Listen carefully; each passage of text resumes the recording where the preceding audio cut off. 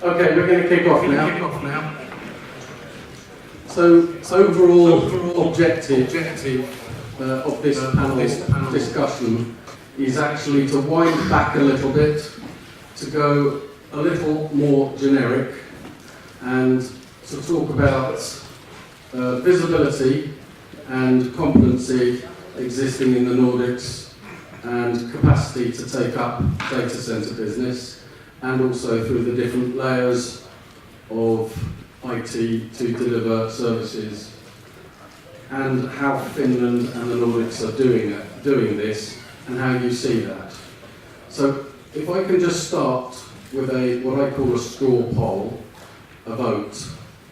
From your perspective, from the audience perspective, if 1 is very poor and 5 is very good, how would you gauge the visibility of the Nordics and Finland together in their relevance today to data center business growth? So anybody here say that they consider globally Finland today is a 5? Anybody saying it's a 5? It's got great visibility, everybody's aware of it, and everybody's talking about it. Anybody have a 5? Okay. Anybody have a 4? A 3? Okay. A 2? A 1? And a nolla? Okay.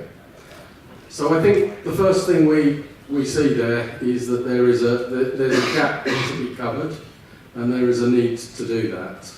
And what I want to try to dig down, and what would be helpful for me, but helpful for all of us, is to try to understand where our strengths, where our weaknesses are, what our competencies are. And the introduction to this is that we have a selection of different contributors here, and I'm first going to ask them to give a quick one-liner to say who they are and what they do, and then I'll come back to each of them with a question. And at any time, stick your hand up, we have microphones around. Please provoke, and please disrupt, and please accuse me, any of these guys up here. Let's get a really strong conversation going, because I would like to understand how you feel things could be better in terms of visibility and opportunity, and what are our competitive advantages that we need to get out to the world to raise this case. Okay, so if I ask first Reid maybe to introduce who he is and what he does. Hi, I'm Reid Fishler from Hurricane Electric. I'm the director. I build the network for Hurricane Electric. For those of you who don't know us, we're the annoying people who've been pitching P6 for 20 years or so. We're technically we're going to say the most connected network in the world. And we own and operate a backbone in North America, Europe, Asia, South America, and Africa. Hello, I'm Markus Leinonen. I work for DIGITICE Finland as a key account manager. I work in Finland to improve the readiness of the data center proposition. I work with multiple regions and with companies as well. And relevance to this topic also, I work in cooperation with Invest in Finland in their DCI 3.0 program, which goal is to promote Finland as a data center location worldwide. Hello, my name is Veli-Matti Laurikka. I'm Managing Director of DCI-Ratkaisut, DCI Solutions. And I have first one question. Who knows the company beforehand? Okay. So we should improve the visibility, definitely. That's good feedback. Yeah. So about the company, so we are a data center infrastructure provider. So we have built a concept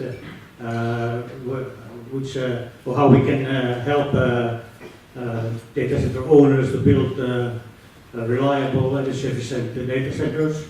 and we have a holistic view to the data center, so our portfolio cover, let's say, all the infrastructure, so-called layer zero. So we are not involved in application level or server level, but we do sell network gear, so that is, let's say, we are on a networking business on a small scale, let's say, at the moment. But the holistic view is something that we have been building up in Finnish market, to the Finnish market. Hi, I'm Jussi Kankaisto from Schneider Electric. Schneider is a global big company representing products and services for various segments.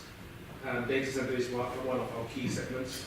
And of course, I'm representing data centers and owning the data center business in Finland as a segment. That's Okay. So my first question to the panel is kind of an opener, and I want to ask the first question to our visitor from outside of Finland. And it's a very generic question. How is Finland and the Nordics viewed as a growth area in terms of data center business? It's a wide question because there is segmentation to be looked at here, but generally from outside, how are the Nordics and Finland seeing right now? I would have to say that if you asked me to answer that question on the basis of the Googles and the Facebooks and the guys who are going to build their huge data centers, there's a lot of knowledge about the Nordics. If you go down to the next level of people, the people who are going to put in 40 rack installation or something similar, I would say there's zero knowledge of Finland, Sweden, Norway. Basically, Scandinavia is, I don't want to say irrelevant, but as an American, and I'm sure people can understand this because we're arrogant, but No. to most Americans, Scandinavia is a country. Near Lapland. Lapland is some place that you go only on alternate Saturdays and you tell your wife you're going somewhere else. Yeah. But nonetheless, no one knows where Scandinavia is, and those who know where Scandinavia is don't think about Scandinavia as a region that they need to be concerned about. Europe is the flat ring, and basically Spain a little bit. Finland doesn't come into the question. Finland, as people know about, if you talk about Estonia or Albania, you say you're going to Riga, and people look at you and think somewhere in Canada. So I would say that really Finland doesn't exist. Okay. Thank you for the honesty there. I'm going to ask Markus, anything to add to that from work with Invest in Finland, what you've seen as a perception on study, but also anything you would say to counter that? Well, actually, I agree so much, so I don't want to counter, but I take a completely different point of view to this. That was basically a customer point of view, but if you look from some small village in Finland, that is Ite or Kajani, and they want to promote their site as the best site in the world or best site in Scandinavia, and they should from the beginning see that the customers should be brought to the region, to the area, speak with terms that the customer understands, and that would be Scandinavia or Nordics, how do you want to call it, and only then you can actually start closing down on the area. I don't think anyone in the US would really understand if I go there telling about Tampere. So maybe the marketing and how to approach the market should be looked into more in a bit more large scale style rather than just promoting the own little site somewhere. Okay, and to an operator, to a solution provider who would like to see more international customers, of course. How do you feel about the viewpoint from somebody outside of Finland? Yeah. Unfortunately, I think I have to agree to our American visitor here a lot, because I was just a couple of weeks ago in America in a rep conference of one of our global manufacturers, and I met their reps from all the states from America, and then also from other parts of this globe, from Australia, from China, from Europe, from a few countries. We are not very well known as a country for data centers. So at least in Americas, that's the fact. And I particularly agree with your point about the mega scale business. There have been some big wins, but the next tier of size is invisible. Yeah, and these reps that I met, they deal with the smaller companies mainly, not the big ones maybe, or part of them even deal with the Google and so on. Okay, so I got that. Jussi, coming over to you. Schneider are a global company. You have customers globally. You have regional management structure, targets and sales targets. What are Schneider doing as a global corporate to help raise the visibility of, let's say, case Nordics? First of all, I think we don't need to, or we should not try to market Finland as a Finland, but as a part of Europe, which is stable and colder and well connected and has lots of good workforces available and relatively cheap energy and that. Not just as a Finland, because, like I said, it's not known, but Europe is known. So, from our point of view, we see through our CRM lots of data center opportunities, and Nordics as a region is by far the biggest opportunity for data centers as a number and in Europe. So, I would like to just now, this is where I would like a little disruption, but I need your help to do this. There are two questions that I would like to ask the audience, and I'd like to find anyone that wants to comment on this. The first question is, I think the orientation that we've just heard, and I really don't want to criticise my esteemed colleagues, but I'm going to anyway.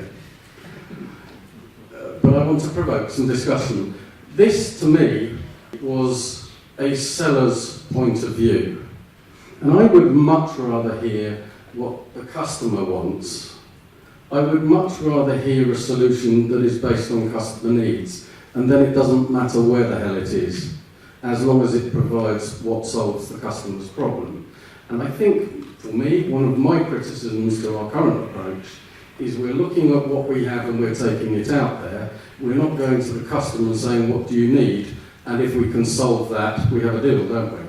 Now, I know that's simplistic, but you kind of get my point. My second point is, again, we are having a discussion here in a room full of people that are perhaps at, let's say, middle tier, maybe infrastructure, utilities level in relation to the data centre. And we are talking about land and power. And I think there is also a top-down attraction here, where we have a lot of competency at the top end and at the service end. Should we be just talking about land and power? So I'm attacking my guys here, although I agree we've got to identify what are our strengths, and they've identified those strengths, some of those. Land, you said, cheap land, cheap power, lots of it, renewable, but also competency, as the content of this discussion was. How can we win business and investment from the competency? There's a question here. Yeah, what I've been wondering is that why would Finland be better placed than, for example, Germany? What's the difference for the customer? I have some answers, so that is a good question, but let's see if anybody here wants to answer that. Well, I guess Germany is an easy case because the power is twice the price in Germany, so that's one of the reasons why Fishler decided to come to Finland. And it is a pretty big factor when 50% of the TCO of a data centre is going to be its energy cost. and same with the connectivity, because all the places where you have connectivity. The land is really, really expensive. But before you attack, there are segmentation answers to apply to that. And in some critical banking services, the latency challenges or the additional costs of going somewhere more remote might, to some extent, negate those cost savings. But power being half of the cost, energy being half of the cost of the operational cost of the data centre, if it's significantly cheaper, the CFO make a decision that means something to the business. But I would also say, you pointed something very clearly out, that the mega scale cases, this is particularly relevant, but on some of the smaller cases that may not be the case if they're not heavy consumers. So your question is exactly right, there are answers to deal with that. I'm interested to know does anybody here believe that it's possible to attract a data centre case to Finland or to the Nordics on the basis of the competency at the service level of IT? Does anyone have a comment on that? Somebody at the back there. I hope you understood my question, because it's one that whispers to me every night. So hi, Markus. I work for Vodafone Group. I see the biggest challenge being connectivity. I mean, in Frankfurt, we had 50 wholesale carriers selling 100 gig waves for less than $5,000 a month. You don't have that in Finland. So the other piece is eyeballs. So sorry, can I just jump? That's pricing of connectivity Yeah. through a competitive marketplace. Correct. So if connectivity is 8% of the TCO of the operations of a data centre, and energy price is 50% of the TCO of the data centre, you're saying a reason someone wouldn't choose that is that they can get their 8% cost adjusted competitively, but it doesn't matter if they're paying 3 or 4 times the level on their 50% cost base. Sorry, I'm being aggressive because I want us to have the discussion so I understand and I respect what you said, but I'm trying to counter it and see what you say. Sure. So I mean, as an eyeball network, we have 450 million eyeballs. Now I can host 80% of my content at the edge of the network, Netflix, Akamai. The hosting or holding it in a different continent or country doesn't make sense anymore. Okay, I get that. And so you're talking here about content delivery and proximity to market. Yeah. And end of the day, the internet consumes anything between 60 and 80% of all the bandwidth we eat. So I think the trick in Finland is there are 50 million Russian eyeballs sitting next to us. Yeah, agree. And if you solve that problem, you have a viable plan. Okay, thank you. That was valid. Does anybody up here on the panel have a comment? And I think maybe you may. I think you may be addressing this a little bit too much when you say 50 and 8%. You're looking at it along the lines of those who are putting in huge amounts of server farms to spit out, to do a lot of processing and then spit out whatever the result is at the end.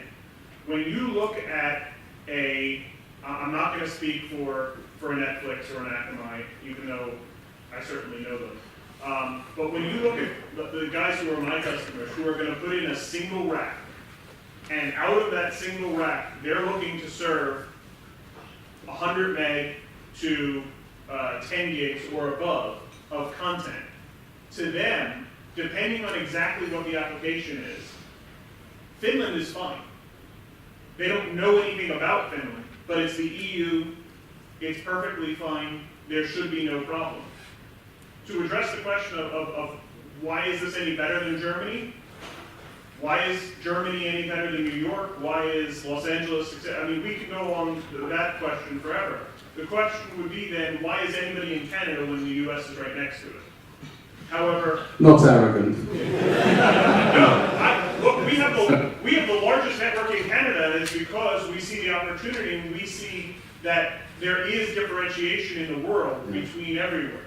And I would say that there's a strength here that is certainly very good. First of all, everybody effectively, pretty much, speaks English pretty well, which for the world in general is kind of necessary. But more importantly, what you have is you have a high level of expertise and intelligence in the jobs that are needed for this kind of data set.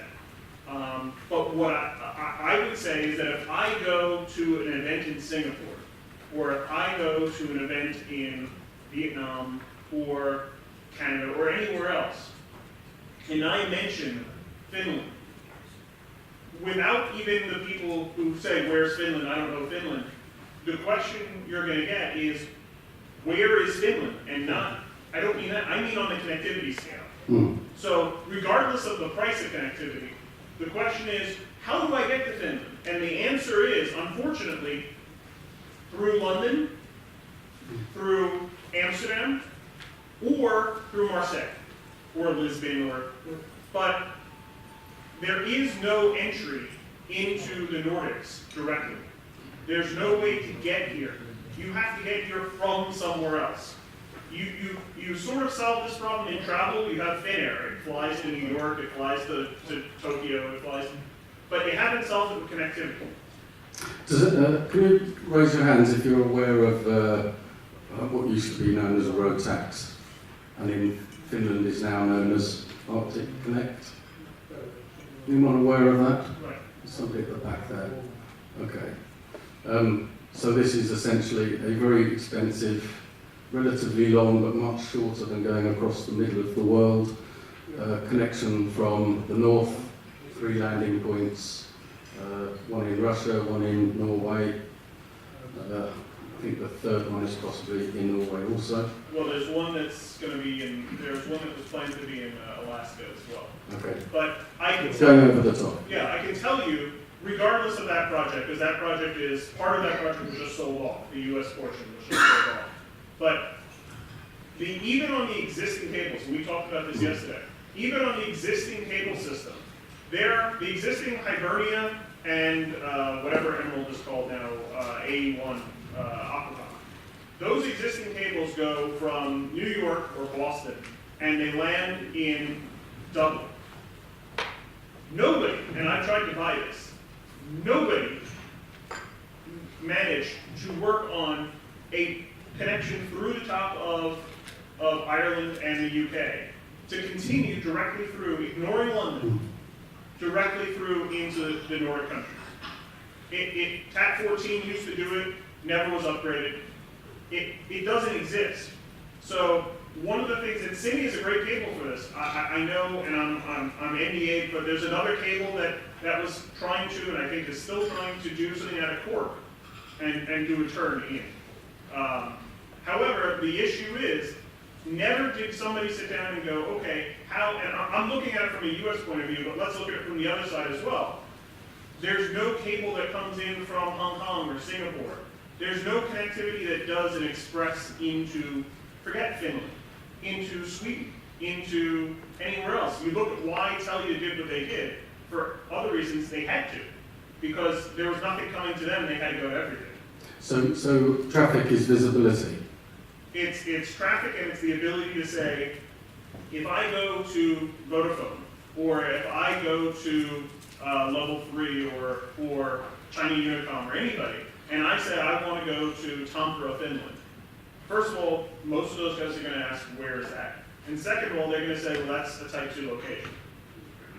Okay, thank you, because I think that made clear there's work to be done. Has anybody got any comments on where we are right now? Thank you. Yeah, I guess you're focusing a bit on sea cables there. I mean, there's plenty of cables, there's plenty of cables going through mainland, right?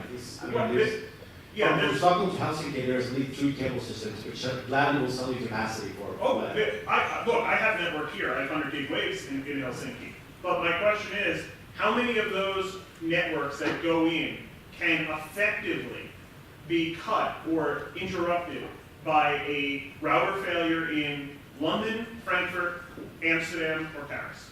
Oh, sure, of course. They are connected to mainland Europe. Yes, but what I'm saying is, all throughout, I have expresses going in to other parts of Europe. I have the ability to avoid it and do a bypass. Now, that doesn't mean that the sea cable is going to land somewhere else, but for the Nordic countries, effectively, there is no way for me to get here, even when I come in through Paris or wherever you're landing in France. Even when I come in through there, you're effectively still relying on the great amount of Western Europe for the terra firma, shall we say, to get here. And there is no ability to really do an express cable, regardless of whether or not it's sea or not. Even the ones that go through Dublin are not unique. They would rely on Dublin. But there's no ability to say, hey, I can get pretty fast connectivity into Helsinki, or into Tampere, or into, it doesn't matter, into Oslo. We're all talking about the same thing. None of that exists. And that is a problem that I've been preaching to pretty much everywhere. I mean, you want to talk about Canada? Canada has to take everything through the States, except for Halifax, which is a little bit. But nonetheless, there's no opportunity to come in here. This you almost want to pop somewhere else to get to Finland, because you're saying, well, my cable's going through X, wherever X is. So I might as well pop Frankfurt or Amsterdam or Paris, because it's going to go right through there anyway. This is not a first stop. It should be. You're hanging up there. You're a nice little place to go, regardless of sea cable or land cable. So first of all, I'm very happy that this conversation started at sort of utility level land, and a room full of connectivity people managed to get the conversation to move through the pyramid towards a connectivity discussion. Well, actually, that's a utility, right? Actually, it's a utility, so it's an infrastructure discussion we're having here, and that's actually what you're saying. It is, but I would certainly argue, and I don't want to dominate the discussion, but I would certainly argue that you could argue that there is cheap land and power in an infinite number of places. The difference, land and power and cool weather. Iceland has land and power and cool weather. The odd earthquake, the odd volcano. And, most of it does. I'm sure in South Africa you could do the same thing. The difference you have here is you're part of the EU. You have a well-educated, English-speaking and Finnish-speaking, but workforce that is Western in nature, which there's no problem with being any other culture, but when you're trying to sell in this, and you're perfectly situated, you're great, you're right on that border between the Eastern Bloc of but you know this, right. And you were just saying others don't. Right, and there is no, and I just looked, I was, at the beginning I was looking, I pulled up Peering DB, and I said, okay, what does Finland have listed?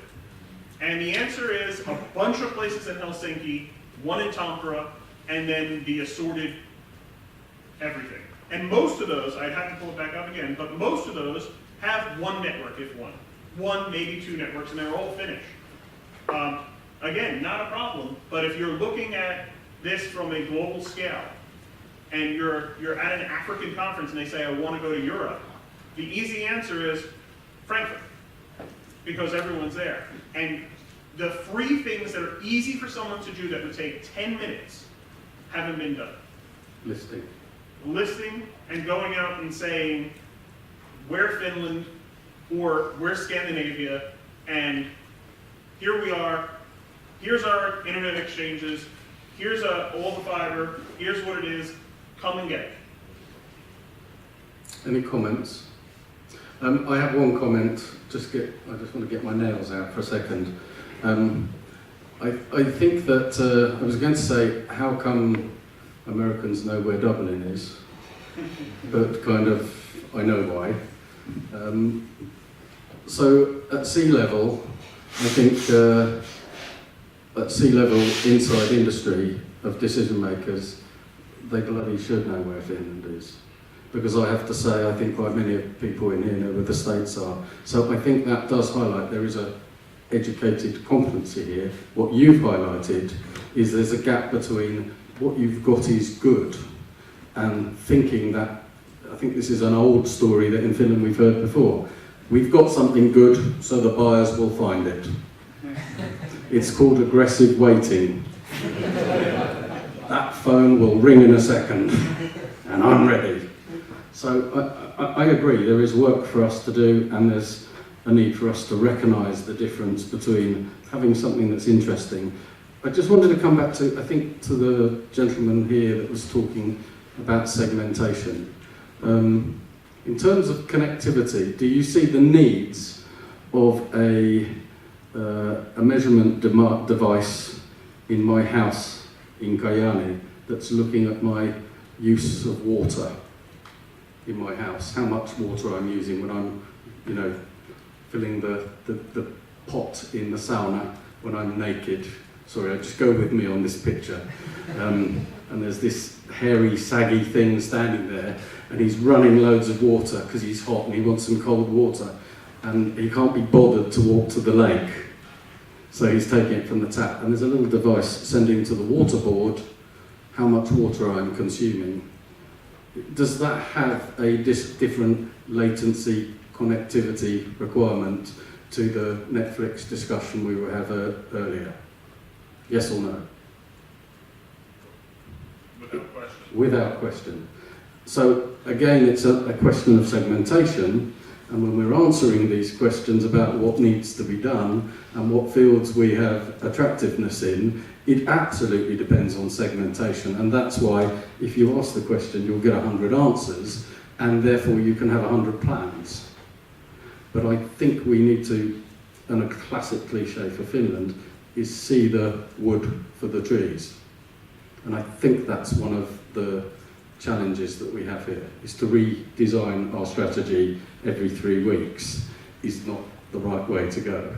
The right way to go is to have a strategy, and if we remember our business studies, you have a tactics which are short term and strategy which is long term, and we need to get our heads around that. That's my answer to some of these comments, that there is a segmentation level here to realise where we could be attractive. So I'm keen to get a couple of questions out from the audience here. Totally happy to change direction and tack, particularly interested to know in terms of, there's a thing called triple helix, which is where government works effectively with companies and universities. And I'm particularly interested to ask the question of the audience, do you have any examples where you think things academia are doing here in Finland should be visible outside more than they are right now? Has anyone got any thoughts on that area? It bugs me. I think there are. I'm just wondering if anyone has any examples. No? Okay. Nobody is involved in any university-led innovation in this room. Okay. Maybe we should be more so. Do you guys have any comments on availability of workforce and availability of competency generically in the data center business in Finland? And if you excuse me, I'm going to go down the other end a little bit here, because there has been an old story that, and I'm not speaking for Google, I'm speaking for what I read in the newspapers, that Google have had open positions for some years, and that they have been finding it quite hard to find the competencies that they specifically require, or maybe the attitude that they require, and they're sending messages back to the US, you know, that this is a bit of a challenge. Do you have any views on what we have in terms of availability in Finland? If I'm representing the infrastructure end from server, Yeah. not the IT or not the networks, which I think we are covered, I think, more or less. The infrastructure part, I think we can build almost anything. We have built paper mills and all that, which are complicated stuff. But in terms of building huge data centers, we are kind of going with the silos still. Someone is building the envelope, and someone is building the high-level, high-power networks, and someone is building the transformers, and someone is building the low-voltage switchgear and bus bars and all that. And same goes with the design. We don't have consultants and agencies which can design the whole thing. That's why the biggest players are bringing someone from US and someone from continental. Jussi, I have a feeling your next door neighbour would like to argue with you. In general. So how do you I feel? have a big disagree. I think we have the capabilities here. Okay, we are not having too many designing offices capable of doing big data centers, but we do have the capabilities, and that's not the issue here. I think the connectivity may be actually quite a big issue. I was not aware of that until you told your stories. But I think it's about the sales and marketing. It's about that. But we are not known even in Europe. Okay, now it's glad to hear that there's maybe 10, 20 people in Monaco doing the sales work, what we need to do. Because in the end, we're in the competition against Germany, against Sweden, to get the customers here. And then we need to do a lot of sales and marketing. We do have the cool air here, we have a cheap power, we have cheap land, but we are not doing enough sales and marketing. We don't have actually, well, if you think about co-location, what companies we do have in that business area, Finnish companies. Yeah, and often export in terms of co-location becomes the next investor. Yeah. So I agree with you. I don't know, I'm going to represent Sweden here again. I mean, we have a few of these big data centers in Sweden, especially up in Luleå. Facebook has these huge data centers, and all the Bitcoin people also have as well in Boden and Luleå. The connectivity there is fine. Facebook has no problem with them. I've been involved in their DWDL network to build up in Luleå. But getting people there is impossible. I mean, they have open positions, data center engineers, like pretty skilled people, and they pay a good salary, but there is no one that want to go there because people don't want to live in Luleå. And I guess it's the same, essentially, or any other region in Finland. That, I mean, so they just import people. I mean, they use HCL, the Indian company, to fly people in. So last time I was in Facebook in Luleå, it was 70% import people. Yeah, and that is, you're absolutely on the money, and also it's very good for us and me particularly to hear what you're saying. I mean, they do pay good, and they search for all kinds of people, everything from just people that goes and changes stuff, like super simple stuff, to senior level engineers that does architectural work up there. And I mean, there is a lot of companies there, but there's no one to work there. I mean, they have bugged me for at least 2 years that please come to Luleå. It's like, no. I think you picked up one particular area that has been extremely good in their sales and marketing, and I don't question that at all. If I start to say a few words and stick your hand up when you see what the common link is, and I'm just illustrating the approach that they have, and it kind of goes back to the first question that we had. So I start with Hackney. So tell me when you see the common link with these words. Westminster, Chelsea, Tower Hamlets. No, nobody recognise any of those. No? Ghettos. Sorry? Ghettos. Ghettos. There's a special room at the back for Swedes. The Swedes at the back there, the room is called Shitted Ice Hockey. Okay, so the answer to that question is London. And if you went advertising, come visit Tower Hamlets, you're not going to get that many visitors. But if you advertise, come visit London, you do get quite a few visitors. And if you advertise, come visit the Nordics too, you would probably get a little more leverage than come visit the village of Finland. In China, it's a village. So they have achieved a really good approach to marketing, and they have an organisation called NoPol, and I take my hat off to them. And they've got to a critical mass, and that's the key, where they can afford to also take risks and gamble. And some win, some lose. We had KNC, one of the data miners, announcing bankruptcy recently. And that could be because Sweden's tax position in that business is nowhere near as attractive as Finland. I'm sorry for getting my Finnish nails out, but the marketing has been something we can learn from. Coming back to this discussion we had at the beginning, which is where we know what we have as in terms of strength, but no one knows where we are, who we are. And that's why I was just trying to understand in your business, do you first ask what does your customer need? Well, let me, I'll just say one, I'll reply to you real fast, and then I'll reply to this. I can tell you that Google, Facebook, Yandex, Baidu, any of those guys are not going to put a data center anywhere without having solved their connectivity problem, even if that means that they're running their own class or paying somebody to do it. So I don't think that they have a problem with connectivity.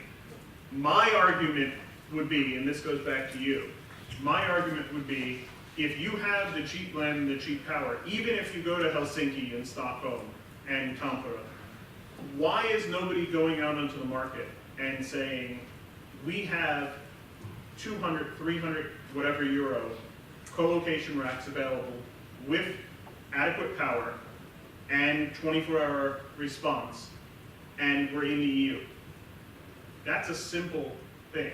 If somebody from anywhere in the world wants to just put a footprint, Finland doesn't even enter the question, because nobody is going to the market with that. There's a Telecity here, there's Equinix in a couple areas, but there's no, regardless of where those companies are based, there is no one going to the market and saying, we can do cheap bulk connectivity, come source your application, website, whatever it is, here. Well, the good news is, and thank you, because that was tacit, to the point, we got it, I got it, Markus got it, and the good news is, those little buggers up there are doing exactly that right now. Quick point. We don't have Telecity anymore, we have just Equinix in Finland. I know. We don't have Telecity anymore, period. Exactly.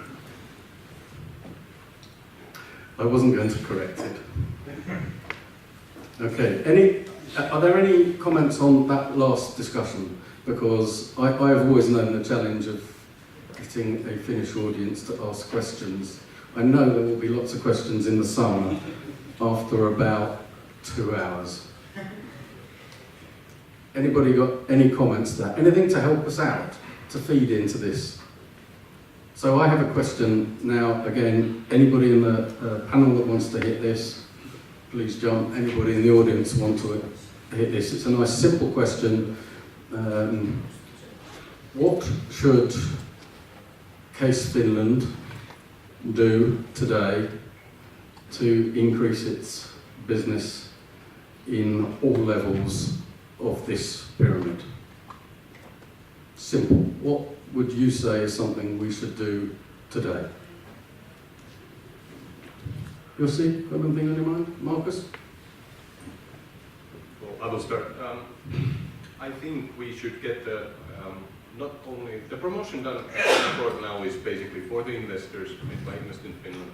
I think we should get more products out, more brands out there, maybe co-location as Veli-Matti mentioned, their products out there too. And I really like the points Reid made here about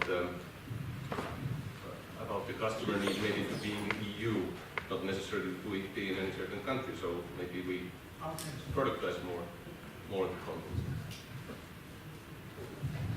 Yeah, I think it's mainly cooperation within Finland and throughout the whole Nordics to be ready, more ready, and to raise up these issues with the connectivity and other things. So I think we have advantages on the stability of structure, of government, land, but we need to tackle those things that we are not doing. That's done with cooperation. Sorry, there's a question down there. Thank you. Yeah, one thing I had in my mind that they've been trying to promote privacy in Finland, and one big project which is helping that is the new sea cable to Germany, direct from Finland to Germany, and it doesn't go via Sweden anymore. And yep. There's been some discussion about Sweden privacy. It's a very good point, and I believe I can see that Cinia are using that, and so is the Finnish government, are using that as one of the core strands of their marketing activities in relation to sea line, and I do agree with you, but it's, you know, one of many things, and equally you can take a viewpoint from the customer's point of view of what that really means, because I think all of you know that as soon as it comes off your network and goes on someone else's network, things can change, so it depends where the pots are and where the business is. So I get that, and I think it's in hand. I think they're doing that to an extent, so there's a question or a comment.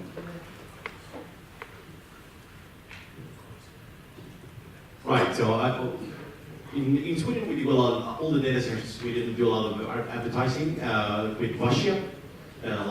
Come to us because we got Russians, because people want to peer with Russians, want to connect with Russians, want to do business with Russians, because you don't want to do it in Russia, because it's really hard to get into Russia. Believe me, I've tried many times. And it's really weird that we do this business in Stockholm, essentially. I mean, a lot of the people in Equity Stockholm and Interaction Stockholm, they do it because they do stuff with Russia. That's why the big carriers are there, the big CDNs and all this stuff. Like Netflix to Russia, it's served not only through Stockholm, but primarily. And since Sweden has worse privacy laws than Finland, I can totally see that the Russians want to do this business in Finland instead.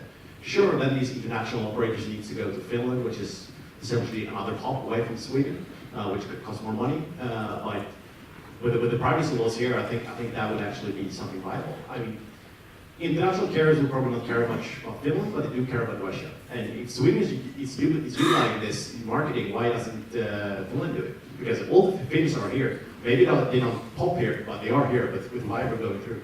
Yeah, and yes, again, for me, I agree with that. I don't know if the guys have got any comments. Maybe Markus has, but we've been doing quite a bit of work with Dmitry Manichev, who is the Russian web ombudsman, and his responsibility has been to implement and handle Russian companies as their PD law changes came into effect. And I think quite many in the room are aware of the need for Russian personal data now to be stored inside the Federation. And what that really meant. It started tough, it got slightly diluted, and it's still very much work in progress. But I think, yes, you're right, there is an age-old history also of Finland trading with Russia. There is a proximity issue, which is positive. So yes, I agree, that's a source of business. But again, right now, that's to some extent hampered with some restrictions, maybe not at business level, at political level, and some sanctions. And yes, it's a cyclic process. We may see a return to a different day, but I think from day to day, life goes on, and people are doing business across borders. Businesses are doing business. Excuse me. So, thank you. Yep. If you talk about data stored out of Russia, the Russian government will just make sure it will be blocked or it will be censorized. Is that really working? I think possibly there is a separate seminar, maybe 3 or 4 days on that topic. I understand exactly what you're saying. Sorry. No, you finish. Okay. What I have to say, in my view, which is quite unusual for somebody that at the beginning told you I worked for the Royal Navy for 10 years and was taught that a Russian is actually my enemy during the Cold War. I actually feel that the Russians have been very proactive on something that is globally challenging, and they have tried to deal with something their own way. When you can see Safe Harbour, for example, is bouncing around all over the place right now, and continents are coming to an agreement and then invalidating the agreement and changing it. And I think the Russians have tried to do their own thing and get this enforced and how it's dealt with.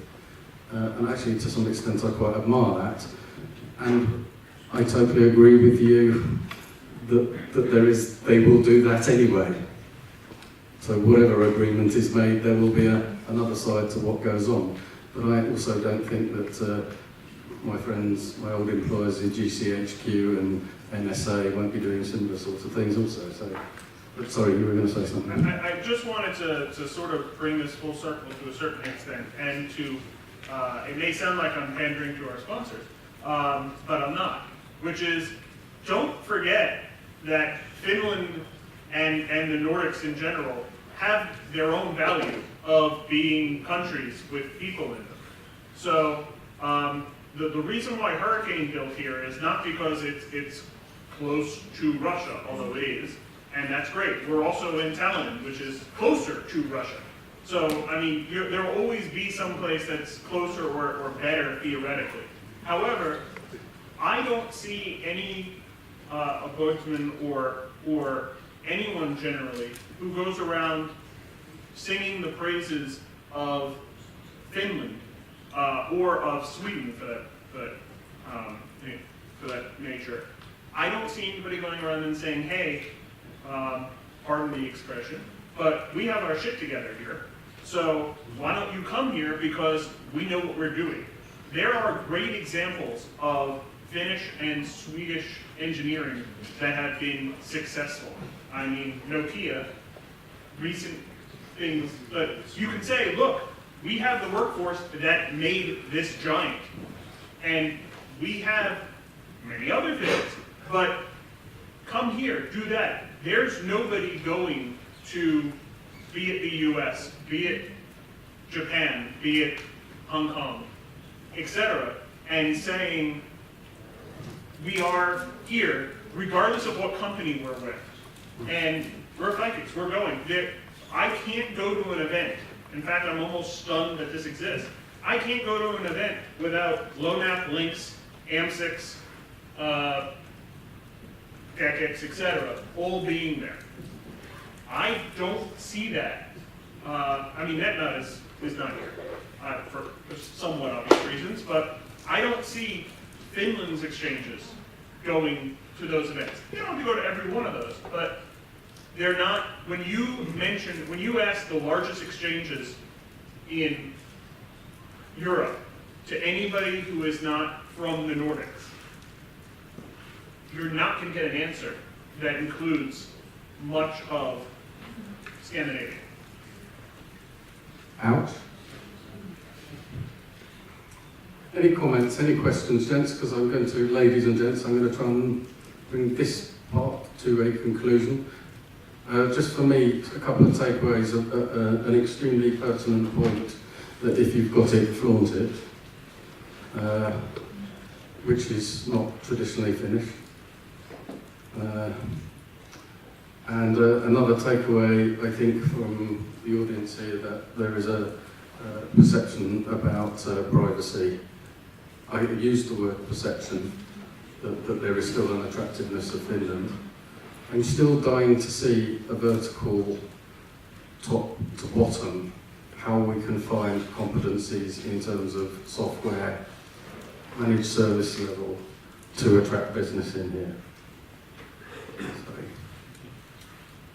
So it's Alexi from Tampere again. So I had a point earlier that I wanted to make, but then something came up and I forgot to make it.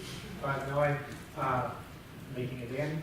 So I think one thing that we need a little bit more in Finland is a bit of, get up and go. There's an old saying, if you build it, they will come.